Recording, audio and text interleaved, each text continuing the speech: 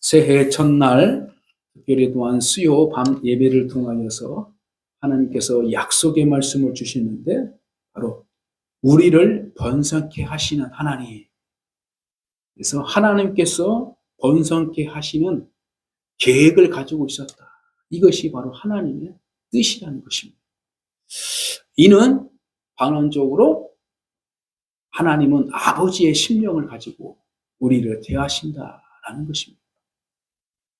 부모의 심정, 아비의 심정으로 바뀌기 시작하면은 자녀에 대한 생각과 판단과 지혜가 다 달라지기 시작합니다.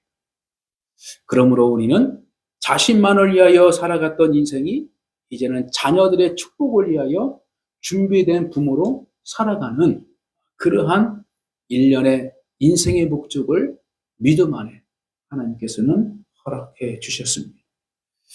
일찍이 아브라함을 하나님께서 부르시고 그에게 축복하셔서 약속을 주셨지만 굴곡이 있었음을 보게 되는 거죠.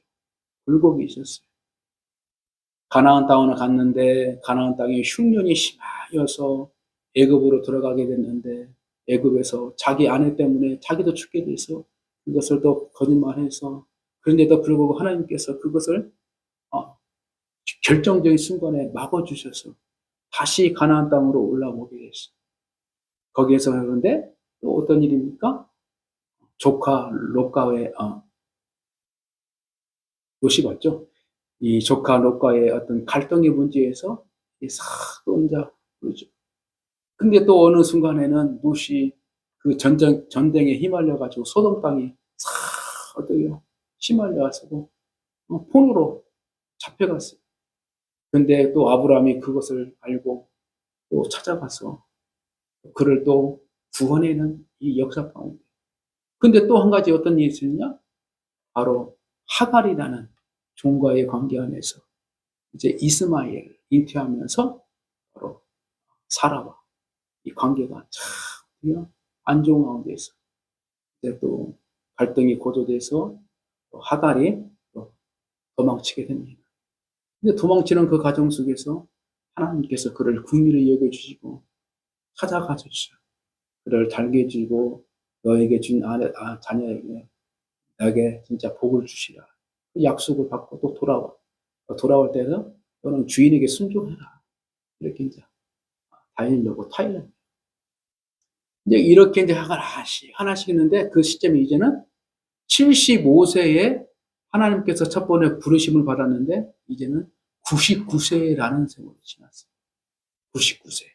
이때쯤 하나님께서 확실하게 이제는 그 약속을 다시 한번 되새기고 나는 전능한 하나님이다 라는 것을 믿도록 이렇게 또한 강하게 어필을 합니다.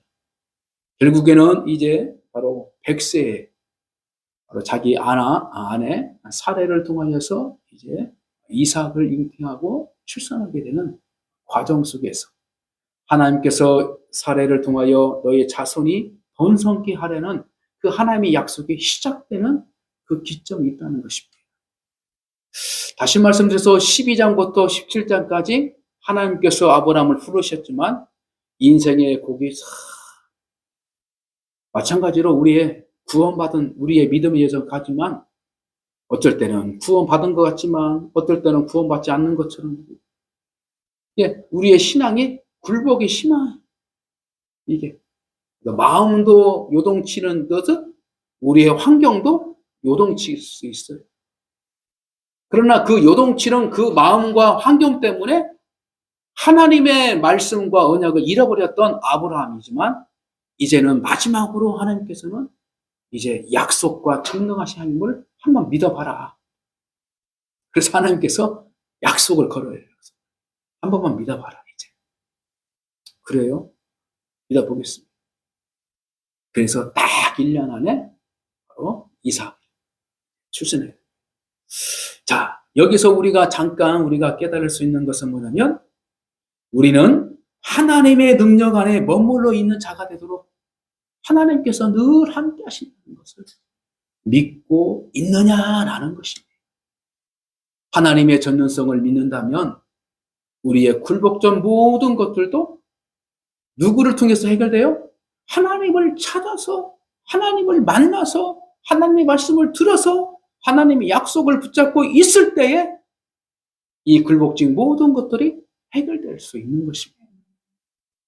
여러분, 인생살이 믿음 생활 다 하면 잘 될 것 같은 그런 희망을 가지고 살지만 사실은 굴복적인 역사를 통하여서 여러 가지 인내의 시간도 필요하고 때로는 절제의 시간도 필요하고 여러 가지 과정을 통해서 하나님께서는 훈련시켜서 마침내 하나님께서 귀하게 원하는 사람으로 만들어 주셔서 복을 주신다. 할렐루야.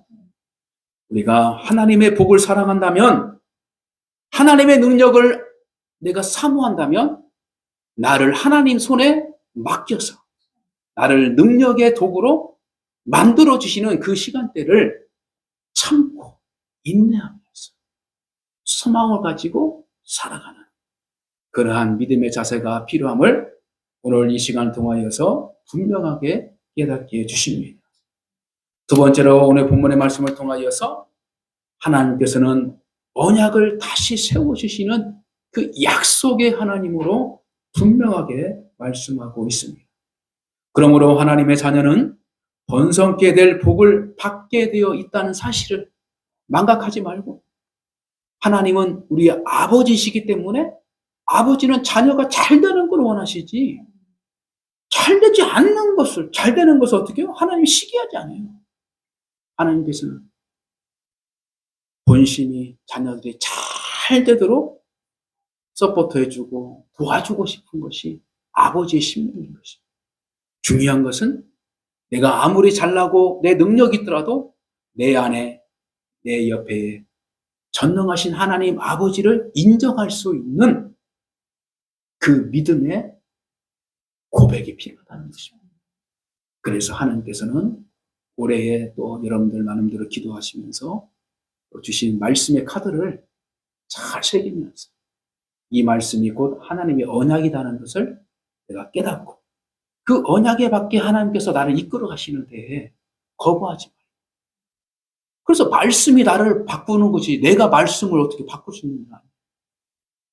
할렐루야. 그래서 말씀 안에 나를 맡겨서 2025년도는 작년보다 더 풍성한 번성의 복을 누릴 수 있는 우리의 믿음의 가정으로 세울 줄 믿습니다. 건강에, 자녀의, 물질에, 신앙, 그리고 영적인 축복을 누리는 아름다운 게 하나님께 쓰임받을 수 있는 믿음의 가정으로 세워주실 줄 믿습니다.